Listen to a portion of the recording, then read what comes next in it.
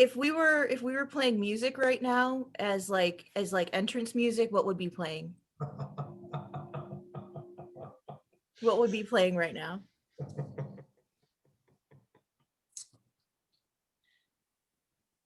That is a really good question, and it's something that I really need to investigate. Maybe putting some intro music on top of these. So Perhaps the soundtrack to Psycho. Yeah. That's right. You'll be like, what? How did I get here? All right. Good evening, everyone. Welcome. Thank you for joining us tonight as we present the next in our virtual author program series.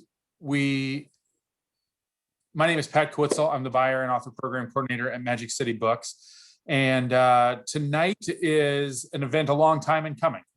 We had originally scheduled an in-person event with Steve for March of last year. And it was on the books for quite a while. We were really looking forward to it, excited about doing it. And then everything shut down almost a year ago. It'll be a year next week from kind of when everything shut down. And so we're at the 51-week mark now, I think, in this. And gosh, it feels like it could be 500 weeks.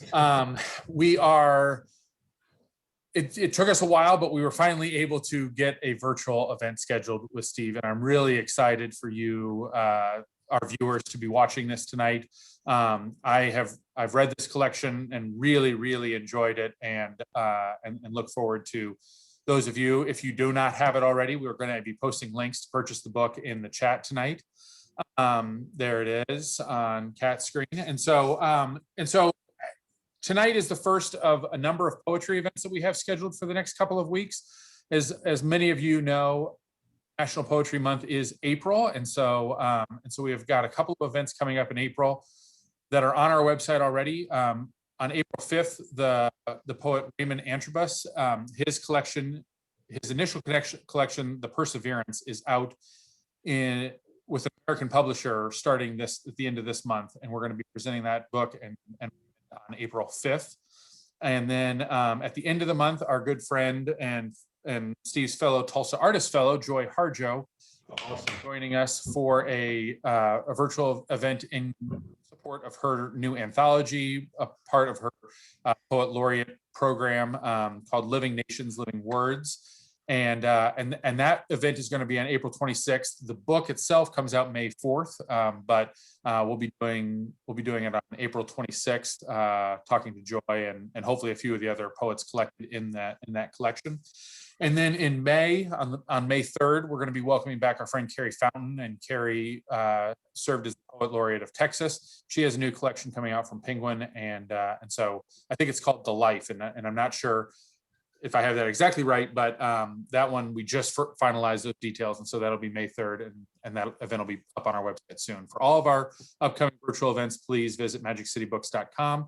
If it's the first time that you're attending one of our events, we welcome you and thank you for being here tonight. We do this 2 or 3 times a week, just about every week of the year, and we have those poetry events. We also have a lot of fiction and nonfiction titles, things that are part of the conversation, and things that are complete true divergence away from the conversation that we're having as a country, and something to just kind of be able to enjoy and get some entertainment out of. So we hope to see you again at one of our future events as well.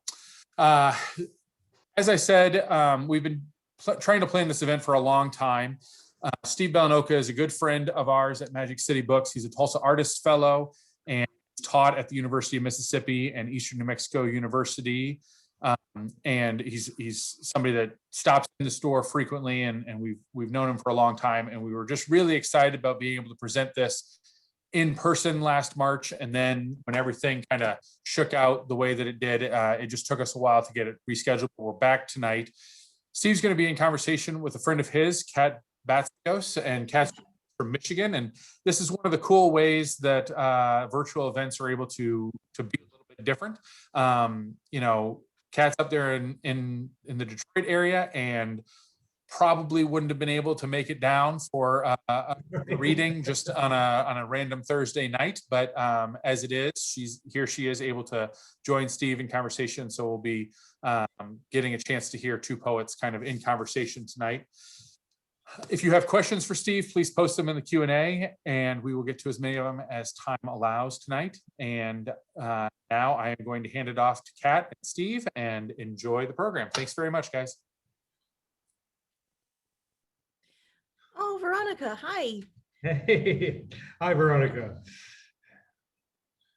So I've posted, and I'm probably gonna post it a couple of different times, the link to Magic City Books, right? So if you are so enticed and you just want to buy this book, like as soon as you hear the first poem, you can do that, and it's going to be amazing. I'm very excited to hear it. I met Steve like 4 years ago at we were in the Berkshires, and we were, and it was a great. He's a fantastic poet. He is a poet and human of good taste. He is very kind and very funny. So I think that you'll enjoy what you're about to hear. But yeah, so basically what's going to happen is he's going to read, we're going to have a conversation about, craft and his work and all this other stuff. Also, as he's reading, I want to encourage you to affirm it in the chat, right? If there's a line that you hear that you love or something that just resonates with you, or if you have a question that you don't want to forget, please, throw it in the chat somewhere, or however you're viewing, because Magic City and I are doing our stuff on different platforms, sort of. So feel free to throw it in the chat, put a question out there, put a comment out there, put some love out there, because honestly, this whole thing is us talking to our computers, right? We don't really we're talking to our computers. I'm talking to myself right now. I'm checking in on Steve to make sure that, but so please make your presence known if there's something that moves you, if there's something you're curious about. Yeah, and that's all I have, right, Steve? So again, here's the book. It's your last chance to pull this off your desk and grab something to drink and hang out and listen to this wonderful poet. Well, I thank you very much for your intro, Kat, and thank you, Pat, very much for your hosting of this event tonight and Magic City Books. Yeah, the book is Instructions for Seeing a Ghost. It came out about February of last year, right before the pandemic hit. And a couple of things I can say about the book are the title of the event tonight was Exile and Return. And most of my last 25 years have been taken up with the fact that my husband, Kenichi Oka, is a Japanese citizen, and same-sex marriages were not legal in the United States until 2015.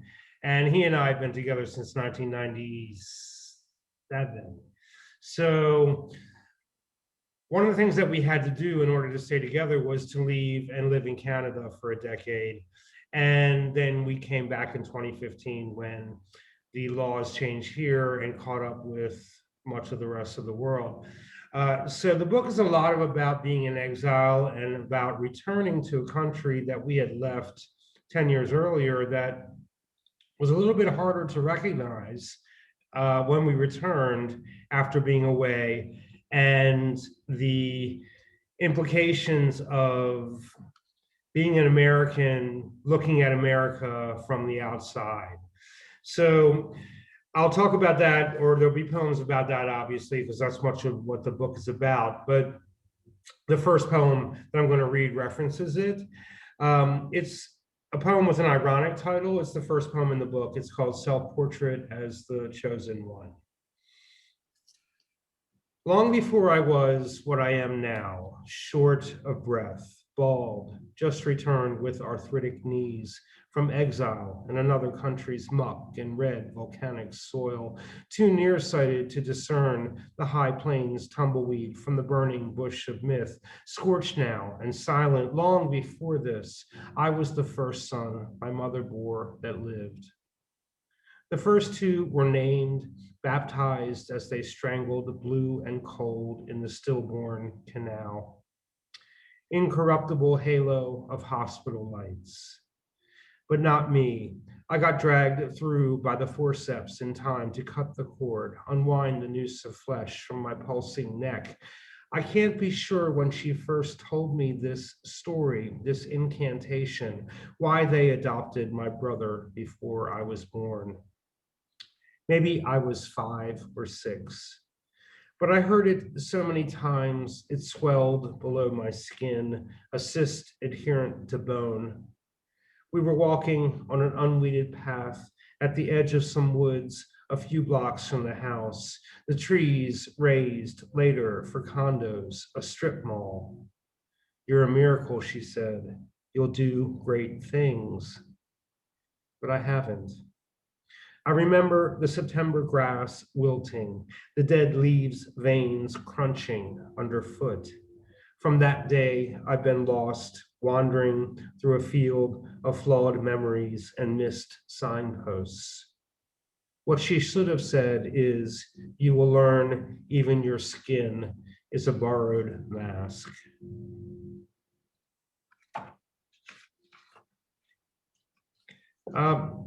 Some of the ghosts in this book, and the ghosts in the title refer to both myself, who living in another country was both seen and unseen, both living there and not living there because I wasn't American and wanted to be living in my own country. But there are some literal ghosts as well. During my time in Canada from 2006 to 2015, both my older brother and my younger sister passed away. And I was under a lot of pressure at the time to come back to the United States to deal with family issues, which was impossible because I had to stay in Canada in order to maintain our visas. This poem is about my older brother who passed away from complications of drug and alcohol addiction. It's called The Subjunctive. And the subjunctive is the mood of a verb in English that we use for conditional statements. The subjunctive. Had my brother and I not planted the pine saplings we brought home from school 40 years ago, had we not watered them and spread fertilizer around the roots, the yard of the house we grew up in would not have smothered under a blanket of cracked and fallow needles. Were it not for their height, their naive placement beneath the power lines, too near the neighbor's fences, his widow would not have had them cut to stumps, their irregular rings bared and countable. I wish they were not. Then would I not return there almost every winter, looking for what once was, a bright future coming toward us, we thought, to bathe us in its light like water, not sever us with its lightning like a chainsaw.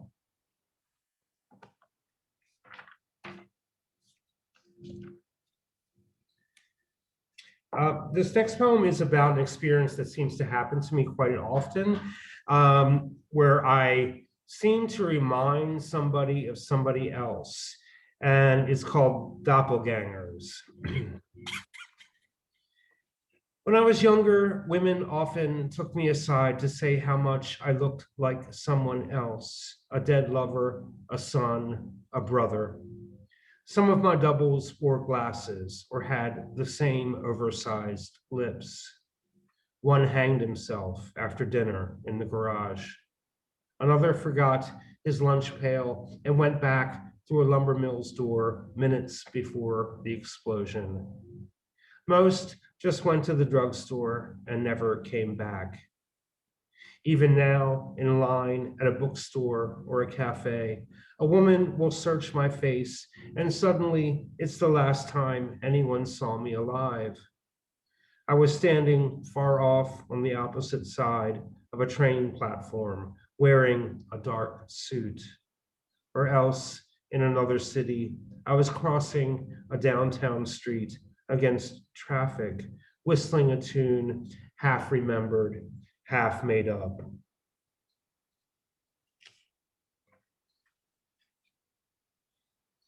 In the book, there's a series of poems named after Hebrew letters, and they're all love poems to my husband.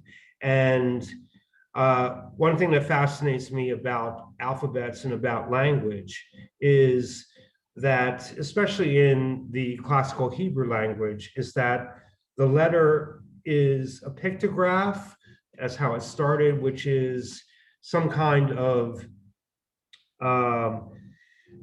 imagistic representation of something else, and there are mystical meanings to the letters in Hebrew. So this poem is called Aleph, which is the first poem in the Hebrew alphabet, and I'm tracing it. It looks like this, like an X almost. Aleph. Oh, I should say too that this letter in Hebrew has no, it's silent. It has no pronunciation. Aleph. This page was once blank, once was pulp, once was tree. Someone dips a pen in the inkwell and the letter appears. Pictograph of an eye, a skull, which should be bleached white, but now is black. Its curved horns point the way to the Pacific cliffs toward the sea. What has a beginning must have an end, you'd think. Draw a line from here across the ocean, it would stop at the Isle of the Dead. Shapes slink toward us through a pinkish, clinging fog. A silent letter begins our names, unpronounceable but for a glottal grunt. I tell you the ancient stories, Jonathan and David, Achilles and Patroclus. Men like us have always been here. If you separate the right glyph from the left, if you deconstruct the letter, the world almost ends. Once this page was blank, but now is not. Text me a photo of your left hand, my gold band circling your finger with half of infinity's ring.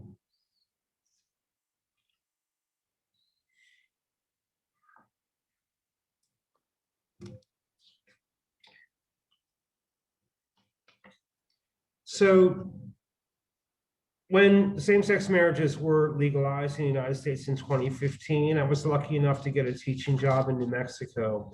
And I have a series of poems in the book, and not just in the book, but also continuing probably in my next book, that are about leaving certain places that Kenichi and I lived, since we had to live such an itinerant existence. And this one is called Leaving Prince Edward Island, July 2015, which is when we left Canada to return to the United States. As for the Japanese maple, we left it to rot on the porch, its red leaves already streaked with tar spot, and abandoned the bassoon-shaped, stunted lemon tree you kept alive for a year in the wrong climate, the branches forced open by hard, green half-fruit. Illegal to cross the American border with fauna or flora or any living thing, not us or the cat or the dog. Such was the debris we left. Watering can, hanging baskets, the plants, anything other lives could feed upon. We left them for the bees, the hummingbirds to drink. No one was waiting for our return from exile. No insects' songs we longed to hear again. We packed the trailer, abandoned the house. At dusk, we drifted across the bridge to the mainland, the island receding into its foxhole. Don't speak of it now. Some nights you tell me you don't believe we were there at all. I know, it's late. Let's raise another glass of shattered stars to each other.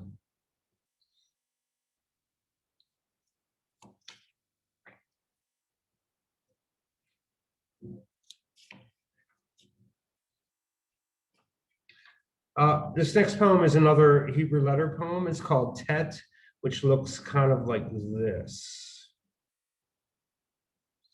Tet. There's nothing the play dead did that we didn't do.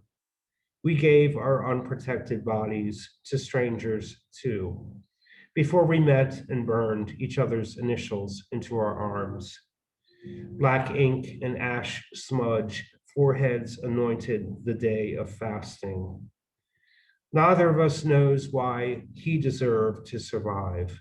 The virus, a hummingbird hovering above the flower's stamen before gliding off to another bloom. On Granville Island, I, ghost, took you, ghost, to be my lawful. My body still craving to be broken into like a window. Yours, the rock that smashes.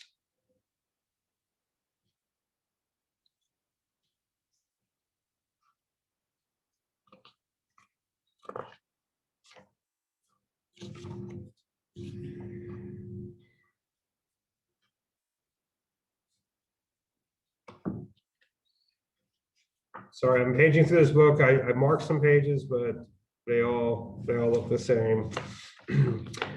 So I talked about my brother a little bit earlier. He was my older brother who passed away from complications of alcohol and painkiller addiction. He was quite a large man. He was adopted. He was quite physically different than I. And around 2002 or so, he had an episode of low blood sugar where he fell and crushed his own leg underneath him. And after that, which was a serious injury, and he had lots of pins in his legs, and the legs ended up shorter than each other, and probably one of them should have been amputated. He got addicted to opioids. And so this poem is also about him. It's called Post Mortem. All afternoon, the shipyard burned, black columns of smoke corroding the October air. Sirens ricocheted from harbor to house, gallons of bay water pumped through thick arterial hoses. I was waiting for the half-built hulls to crumble and float away. Instead, water sizzled and steamed off steel.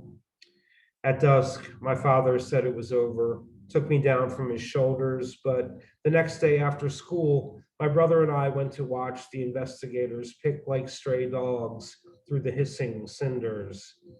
Fire is a taste, acetate on the tongue. 40 years later, my brother's heart stopped. He was in the kitchen of the house where we grew up, bending over to light the pilot on the stove. Wood that the fire had taken him whole. Instead, he lay in the wood casket with his eyebrows singed, hair like burnt paper curling.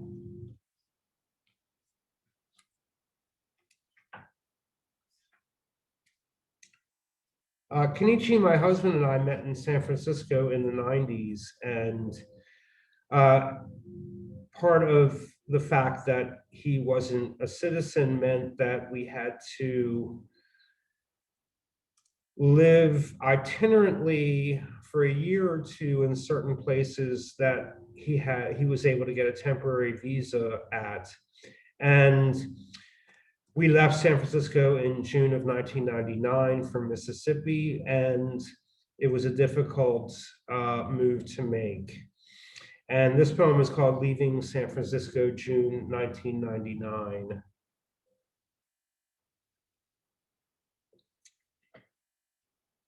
It was the evening before we left the city in which I first loved you for good.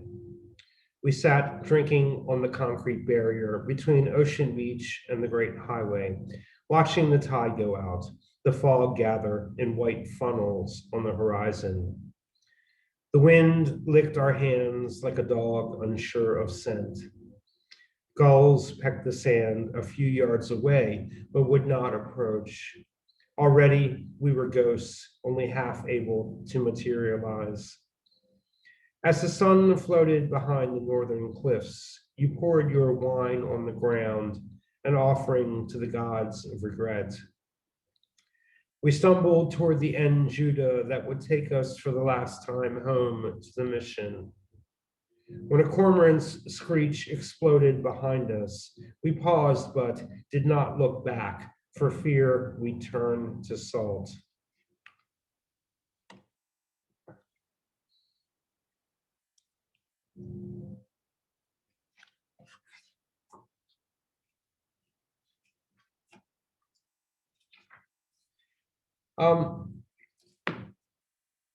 Like I said, my younger sister, while we were living in Canada, also died of a rare cancer called adenoid cystic carcinoma.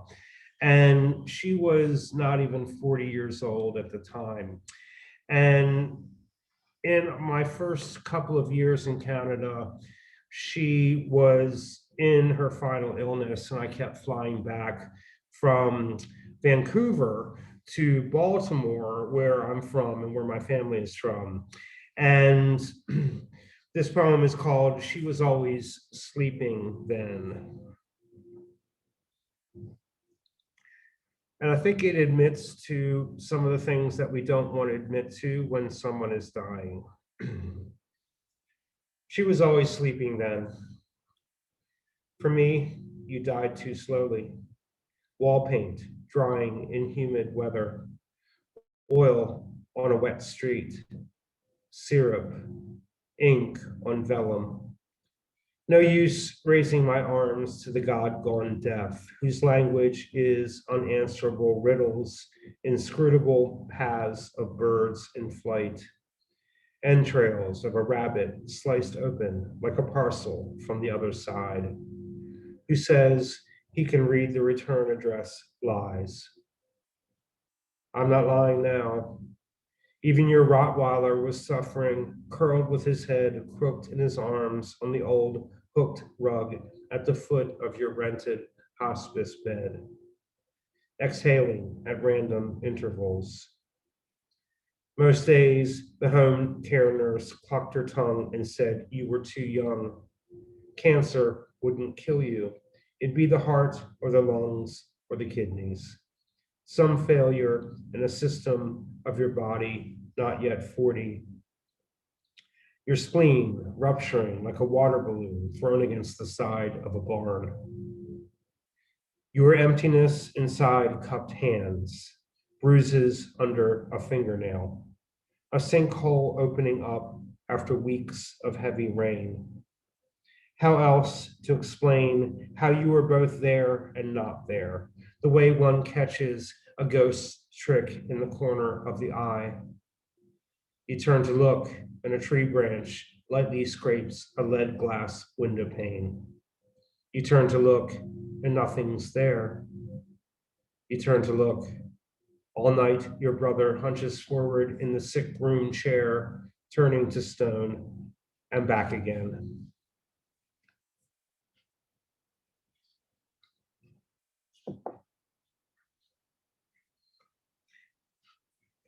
This next poem is called Zion, which is the 7th letter in the Hebrew alphabet. And so that's the reference of 7 in the poem. Zion, which kind of looks like this, one line down and one little line across. Every cycle of 7 is a completion, a wholeness, a ripe blackberry on the cup of detaching. No hurry. It'll come from its branch when it comes. In the word for sword lies its root, nourishment, food. It's work that gets me through these difficult days. In the yard this evening, acorns are about to drop like little lost earrings. It's not time yet. A raven alights on the fence. Almost he doesn't, but then he does, spreading his black wings out to shake off the rain, or where he's come from the makeshift baths, the pocked puddles that collect in the alley behind the house. Despite the psalm, there will always be a kind of pestilence in the air around us. Always the fowler's snare. For bread, for fruit on a vine, more exquisite than gold, We've lain in this grass with our eyes half closed. The lion and the cobra long gone, as summer soon is. Now I take up the shears and prune a still unruined oak branch. How some things grow more handsome the more they're maimed.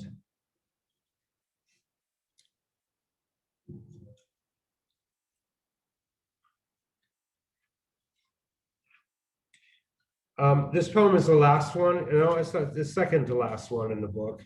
It's called Vav, which looks like this. And it's a letter that also means the word and in classical Hebrew, but is usually not translated at all.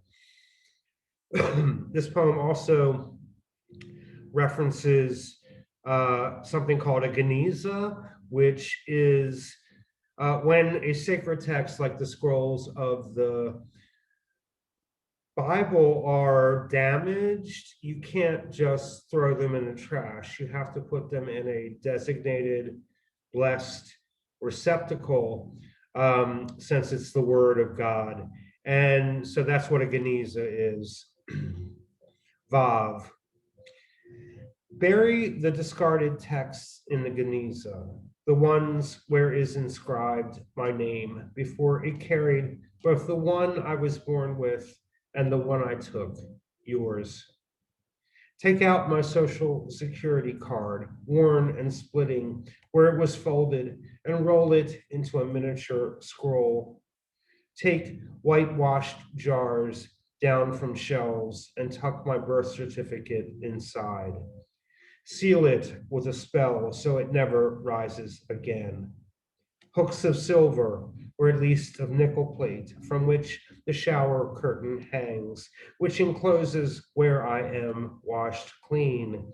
The conjunctive letter is untranslatable. Here on a Sunday morning, with the newspaper laid flat on the kitchen table's veneer, hearing your slow rustle and stretch in the bedroom down the hall.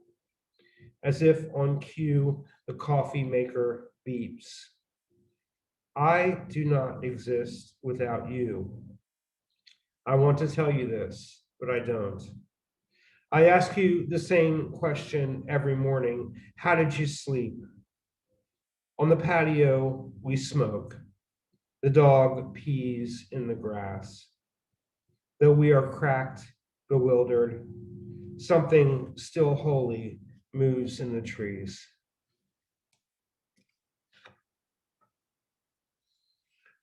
And this is the final poem from the book that I'm going to read, and then I'm going to move on to some new work. And it's called Running the Film Backwards. And the shape of the poem is kind of important. It is an inverted triangle that gets smaller and smaller as the poem goes on. And this is a poem about my aunt, who died when I was quite young. Running the film backwards. Dirt and flowers fly up off your coffin into our hands. The priest closes his book and the hearse backs up.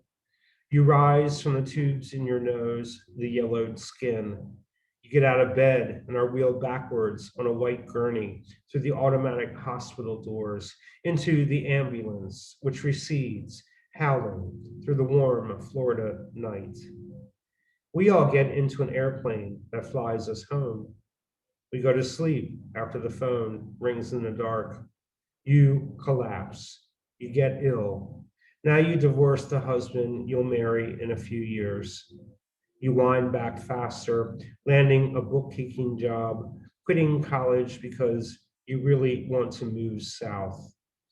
Now there's a lily pinned to your emerald prom dress. You smile for school photos. You play jacks on the stoop with my mother and my uncle. Shorter and shorter you get until the wind, stars, and trees all have no names, and your mother scoops you up, lays you in a crib.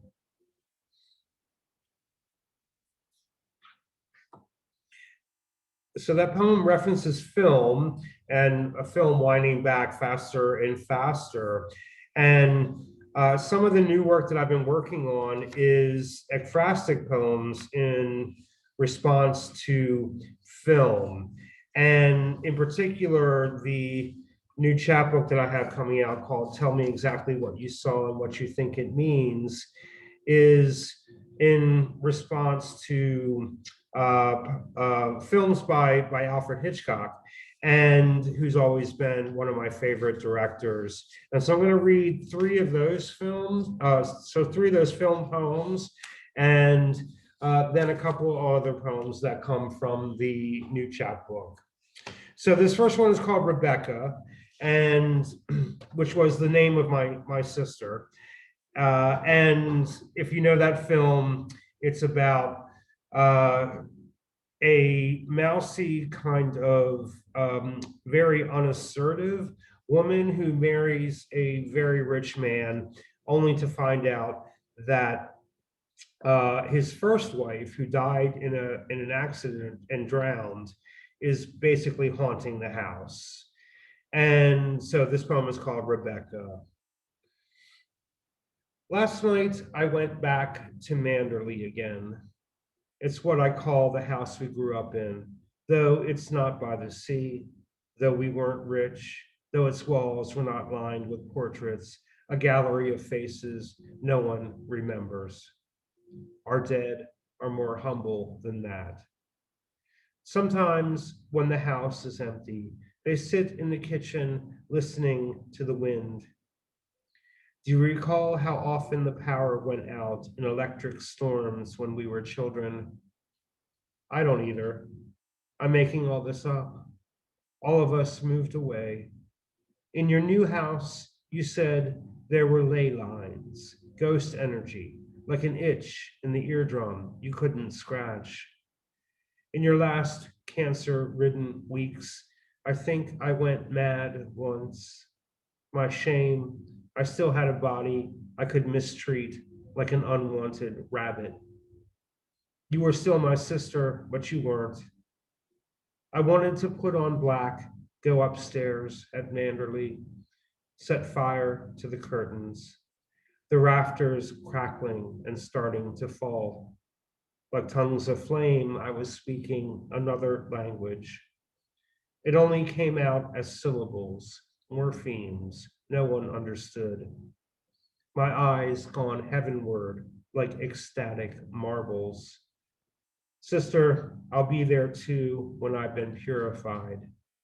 Problem is, everything gets soiled again as soon as I burn it.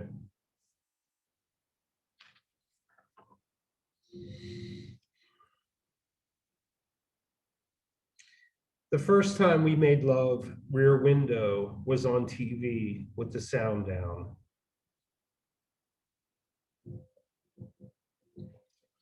Your room unlocked those November days by the river. Cash, keys, a bottle of sake, loose silk shirts, a watch, a well-thumbed book of short stories, all abandoned like dropped spoons on the floor of a dream. Wind in the afternoon lifting the curtains, the sails of boats, Grace Kelly's black and white dress unfurling as she spins around the apartment. Lives we wanted to live, our lungs. Everything that fills empties and fills again. Sun in your brown eyes, a pearl plucked from a dark shell, glinting inside your bones. And me, the river, all the wet hollows of earth opening.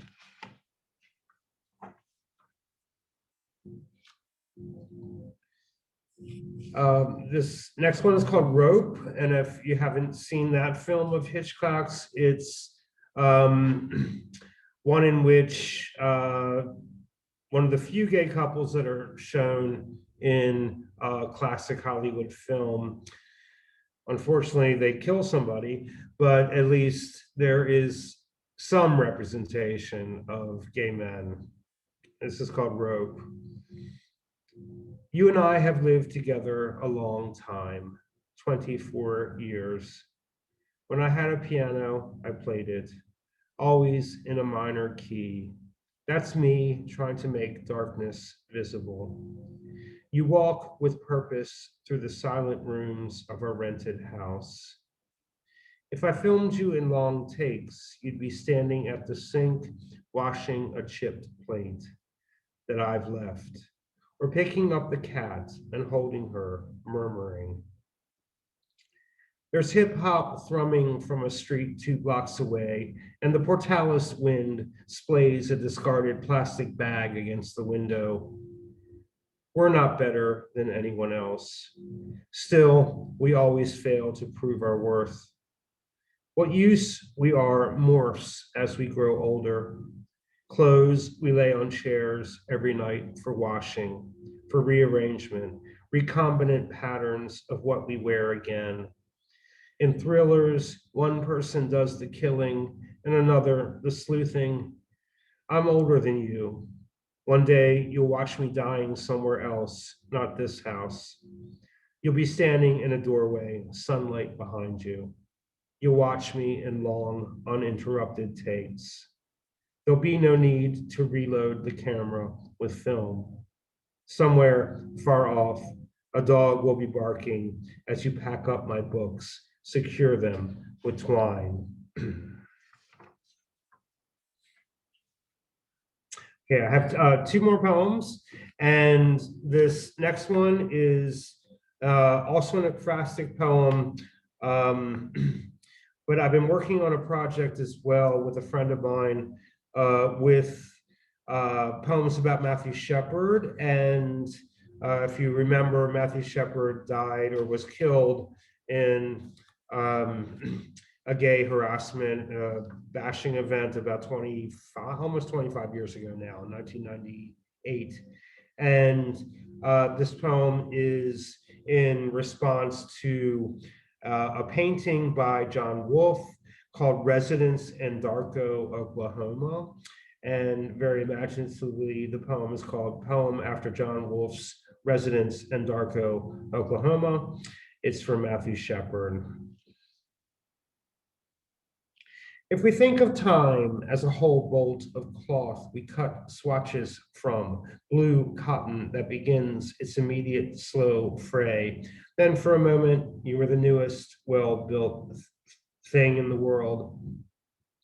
The perfect angle of your peaked roof, unwarped frames of your windows, glass so clear it almost isn't there. Then those who planned you hanged white curtains, arranged the furniture, the table in the kitchen with its smooth wood legs, the brown leather love seat against a dustless living room wall.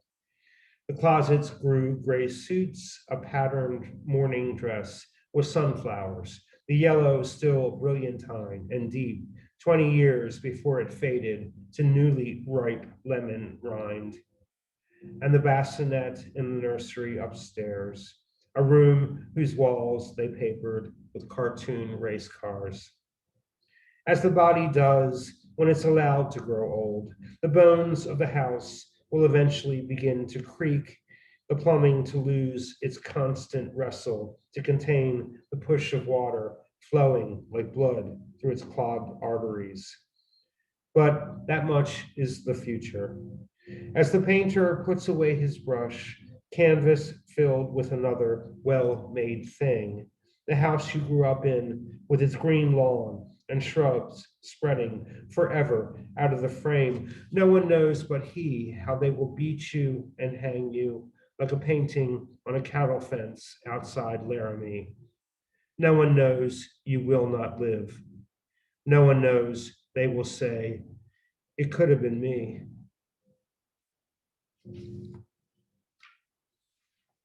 And this is the last poem I'm going to read, and it references a event that happened when Kenichi and I were moving from New Mexico to Mississippi in our first move together. It's called New Year's Psalm. Like a black swan folding its head into its wing, the crossing from one ear to the next is so faint, we mark it with our shouts and the clanging of railroad bells.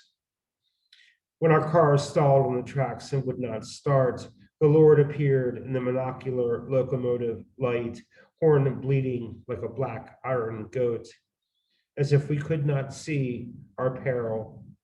He reached out and his hand sparked the stuttering ignition switch. Oh, it was lovely to think so, but I no longer did after my teens.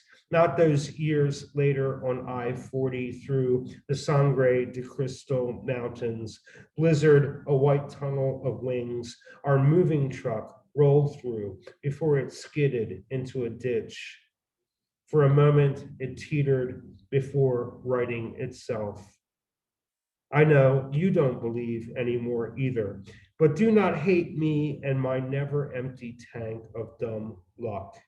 Oh, I, patron saint of flukes, I grant you safe passage to the new year, at least for the space of this immaculate white page. Thank you.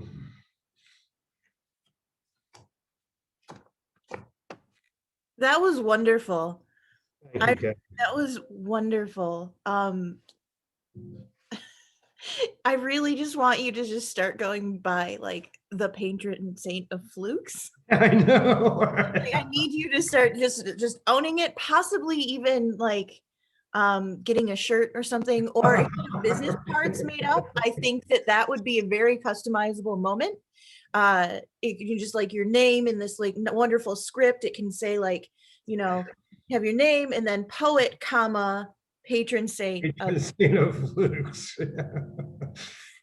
yeah, that was fantastic. Thank you very much. So there weren't any questions that showed up in the chat for like, cause I'm on the Zoom platform, right? Sure. None of them showed up in the chat here. So if you're on Zoom, now's your chance to throw some questions into the ring. I have a lot of things that I kind of want to say or hope someone else says so that we can talk about them. Or, I mean, we can just pretend like we're talking to each other if no one has any questions. But Right. I have like a cascade of beautiful like comments on beautiful movements you just made. Oh, thank you. So if you'll allow me to compliment you, I'm gonna at least throw a couple out there until we get some questions in the chat. I love the way you set up the Matthew Shepard poem, and the way you spoke of the painting, like your ekphrastic framework, right? Yes. Doing something really wonderful, and you were talking about the painting in such a way that it set us up to truly like feel the last line on many levels, right? Oh, thank Because you. that last line hangs there, right? It's that line that like nobody says that out loud, right? That's the thing that you don't Right. say out loud, right? Yeah. And so Yeah. you've created this moment where it's literally like the painting hanging with that same sense of no one knew. So would you mind talking about that? I should have been better prepared to like have the actual painting to show you guys, at least just hold it up on Zoom. But I think what's really important about ekphrastic poetry is to move into the painting or whatever the other work of art that you're dealing with, whether it's film or not, and then use its, I don't know, its visuals or its sound or whatever it might be to be able to move back out and to make a statement that's larger and more significant. So that's what I was trying to do with that poem. And it is a very plain house. And it's also, though, one can when one sort of builds a house for oneself, you take a lot of pride in that. And of course you do with having a child, and to have that cut off is a really devastating kind of experience. But with the death of Shepard at the time, I think most of us gay men at the time imagine, it was so random that it could have been any one of us. Yeah. And I think that there's still also that same thing. Oh gosh, it was from Instructions for Seeing a Ghost. I want to say it was, oh gosh, it was one of the alphabet poems. I'm sorry. That's quite right. Yeah. You were talking about, I mean, you were talking about the epidemic, right? Oh, that would be Tet. Yeah. Yeah. So Uh, I think that's also something that you manage to create this complex thought process around something that has such a visceral, immediate, like, I think right. if people know, once people know what you're talking about, they have an immediate emotional response to it, right? Right. Right. Um, no matter how much time goes by, these are things that are just in our cultural memory. Well, And I thanks. think that Yeah. this also is something that is probably re-traumatizing a lot of people given current pandemic, Yeah. especially the rhetoric surrounding it. Yeah, especially I think gay men of a certain age and the rhetoric surrounding it, we're seeing all kinds of the same repetitions. At least we were until the change in administration, but a completely, unresponsive government who dismissed it, and a lot of people unwilling to alter their own behavior in order to keep other people safe, and the fact that there is a virus that has obscure origins that has kind of just come to visit us, right? And so the number of people that have died of the COVID pandemic is unimaginable. 550,000 is unimaginable. But yes, those of us who are of a certain age, I'm in my 50s. We are reliving in double trauma now. And I mean, I wrote that poem before the COVID epidemic hit, because the scars from the AIDS era are just not going to go away. They are part of what we live with, and then to have them compounded now is, you know, interesting, but also traumatic. So the second book of poems that I've been working on has been about the overlap between the two epidemics and how one is still going on before the COVID epidemic hit. And the AIDS epidemic is not over. So how do we live in a world where nature is willing to turn against us? And yeah. I feel like you have the, just let me start that sentence over. I'm sorry. Sure. It ran away halfway through. Because one of the first things I like, okay, here we go. Let's start right here now. I think one of the first smoke breaks we took, I realized how very like complex you are in terms of the way you profess emotionality and the way you understand it and the way you explain Yeah. it. And there are poems here that have that dry humor, not humor. Some of them have like a blatant sense of humor, but some of them are like very tragically funny, but dry at the same time. And I think that you do a great service to the complexity of grief in this way. Well, thank you. Thank And you. so how, like, is there, what do you have to say about that too, in terms of like tackling the complexity of grief and Yeah. making it seem like something that is palpable and consumable and Right. overcome? Right. It's so, yeah, grief is a very complex emotion. So I felt the need to express my grief in writing this book, but also was aware that grief is something that actually is better managed through some humor, perhaps. Like Freud says, we laugh about or we joke about the stuff that scares the shit out of us, right? So, you know, having my two siblings pass away, of course, made me think about my own mortality, and I think the only way to process that for me was a mixture of tragedy or tragedy and comedy. So I think that, you know, we all experience grief in different ways, but in order to make it lessen and to make it go away into processes, I've been able to write about it. And I'm really, you know, if those poems help others in their grief in having lost loved ones, then I think I've done my job as a poet in universalizing or helping to, you know, universalizing some of that grief. So I'm really happy that you said that I did a service to sort of to the complex nature of grief, because that's really where the book began, is that sense of grief. And not just about my brother and sister, but my sense of being displaced. Yeah. Ooh, sorry, I didn't mean to be like, haha. Yeah, that was a very awkward moment to say, ooh. It's because there's a notification that there is a little thing for Q. There's a question.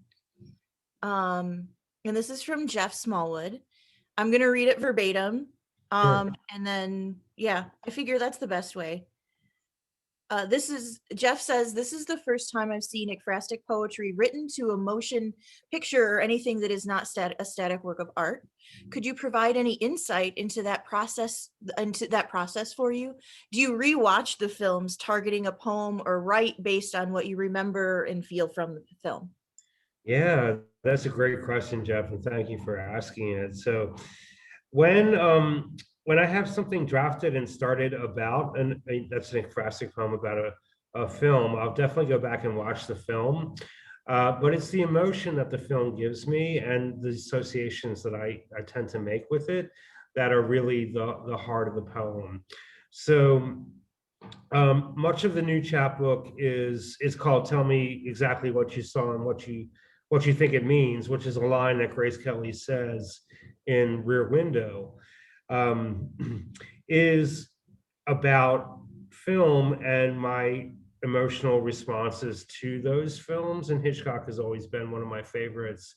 But I'm really thinking, I've been thinking a lot lately about the relationship between film and poetry, and thinking about stanzas as kind of shots and line breaks as kind of cuts within a shot. And there are a lot of things that kind of get me going that way. And I'm also thinking about camera angles at which I kind of see myself and how I experience the world. So in this new chapbook, I didn't read these poems, but there's a couple of poems about, there's one called Self-Portrait in a Side View Mirror.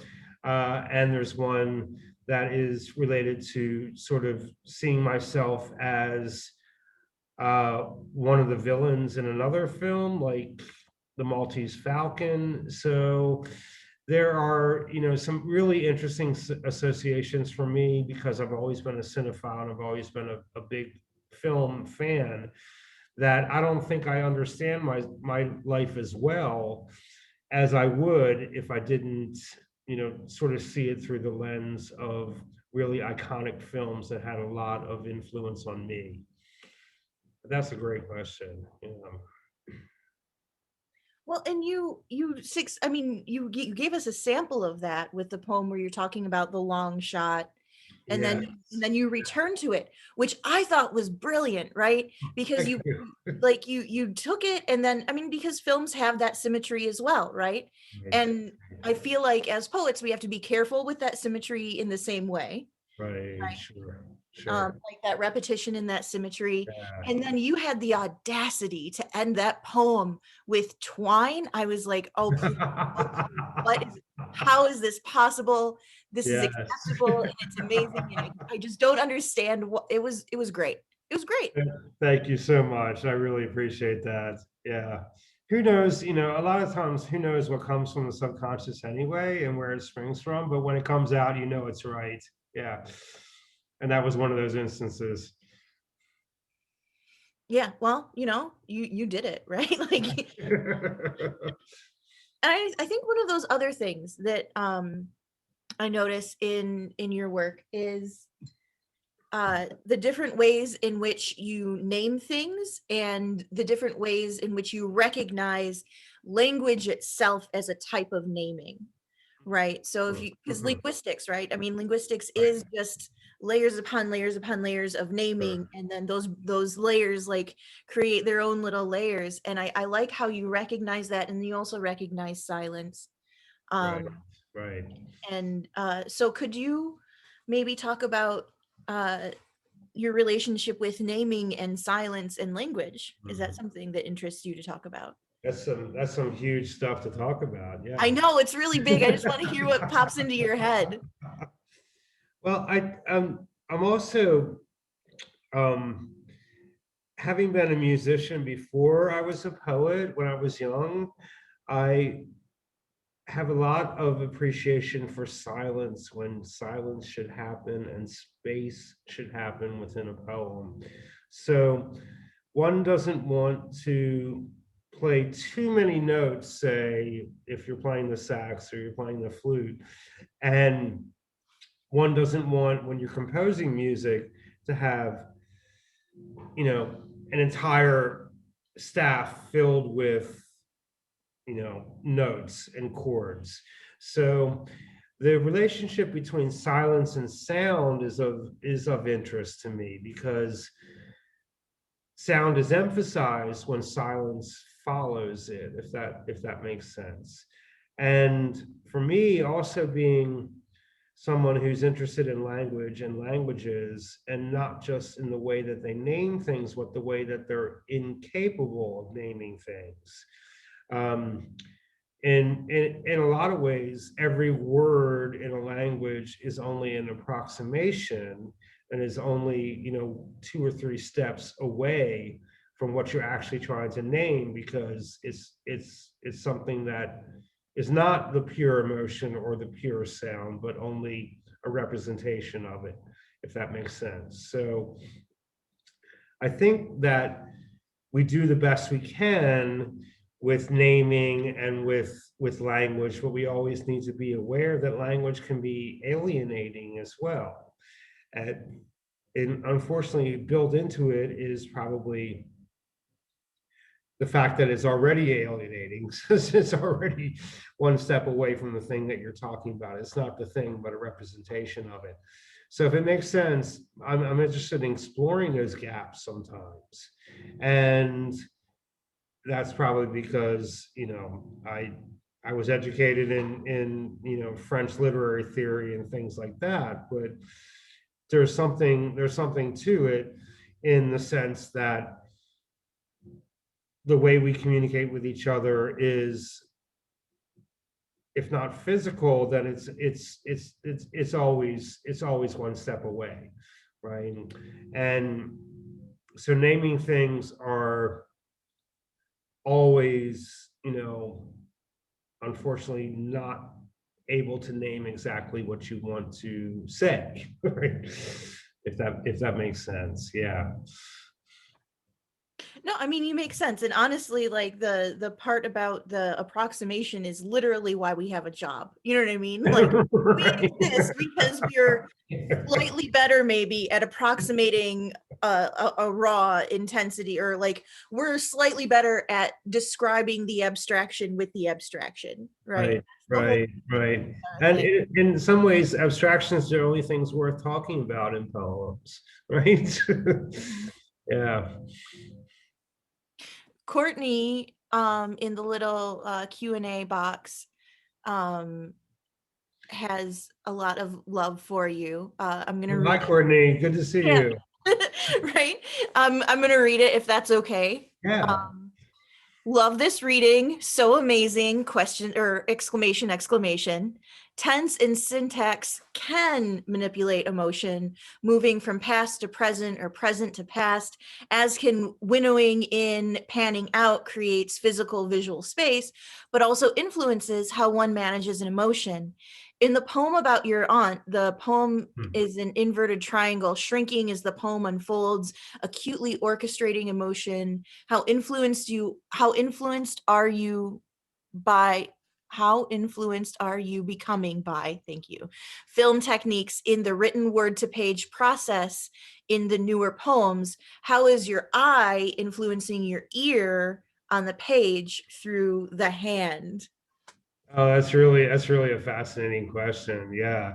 So so that poem, I was really thinking about the 33 millimeter film rewinding faster and faster and faster. And that affects that poem rhythmically, of course. But in the newer poems I was talking about, or that I did read, I think that capturing certain images that I see on the film in words, even though it's only an approximation, is kind of the technique that I'm trying to get at.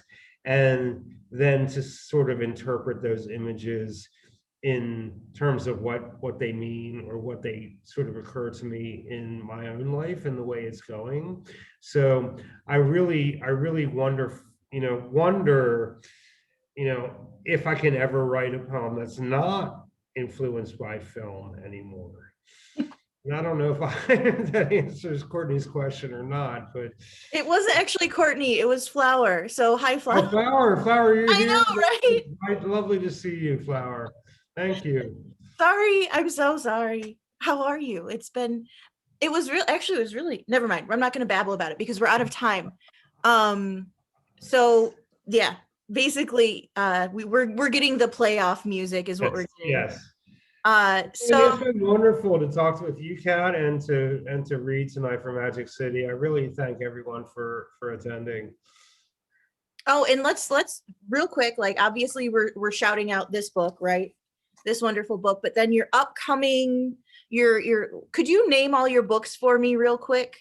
So I have an upcoming chapbook that's being published by Southern Collective Experience called "Tell Me Exactly What You Mean." I'm sorry, "Tell Me Exactly What You Saw and What You Think It Means." I have a chapbook from Seven Kitchens Press called "Dead Letter Office at North Atlantic Station," but I think that's out of print.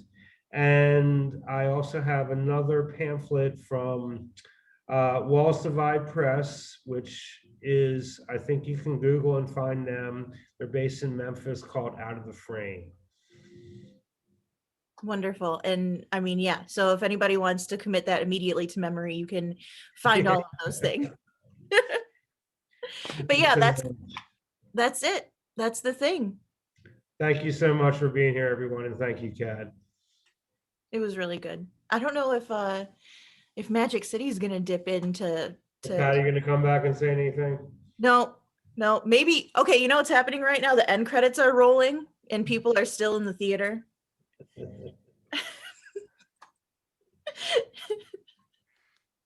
That's what's going. There we go. Good night, everybody. Thank you all for joining us. We'll be back again next week for 3 more events, Monday, Thursday, Friday night next week. Check out magiccitybooks.com for more, and be sure to pick up a copy of Instructions for Seeing a Ghost. Have a good weekend. Thank you. Thank you so much. Thanks, Steve. Thanks, Thank Kat. you.